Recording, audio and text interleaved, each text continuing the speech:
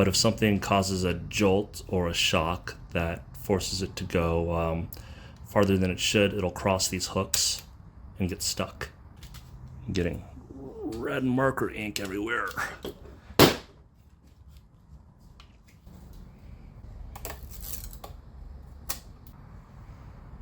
Careful. Oh, it's all stuck there.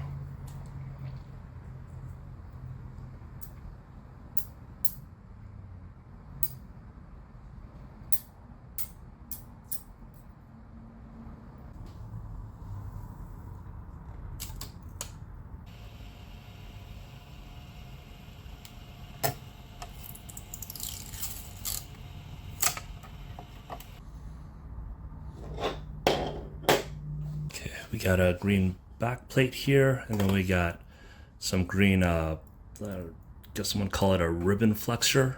The ribbon should be green here in the center, should be red. I don't have a multi-filament printer to do different colors, so we're just going to draw on it with a Sharpie.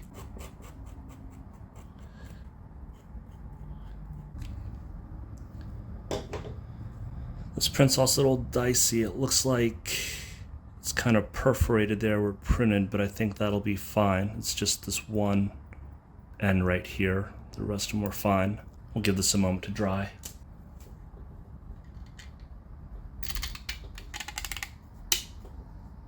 I want to separate the ribbons and the mask by these hooks. Boop, boop, boop, boop. So it would be like that. And we'll see that the flexures keep this thing centered. If it goes too much in one direction, it'll just lift off though. And if it goes too far beyond these hooks here, it'll actually latch the mass. 3 things to note though. One is that the way we reset this, these flexures will wear out after a while,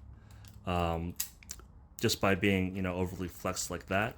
Another thing is, because of the symmetry, that's how it works in theory, but in practice, sometimes it can just latch on one end. I would say that counts as a latch, and if any more impacts happen, then this should not slip. It'll just make this latch even more on the other end.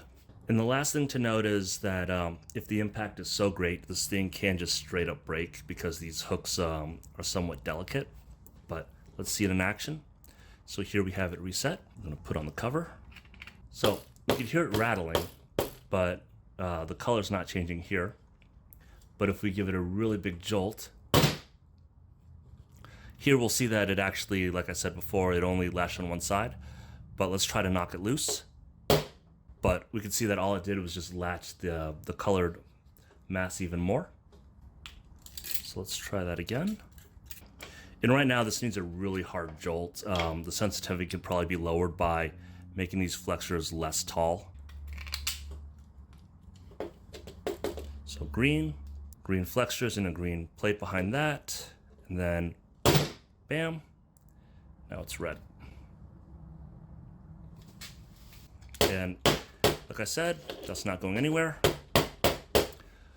And then one obvious thing to note about this design is that it only impacts directions across one axis, which would be this up-down direction here, because we can see it moves like that, but movement here is not going to change anything, especially with how these indicators are placed. Obviously. So I'm getting red marker ink everywhere.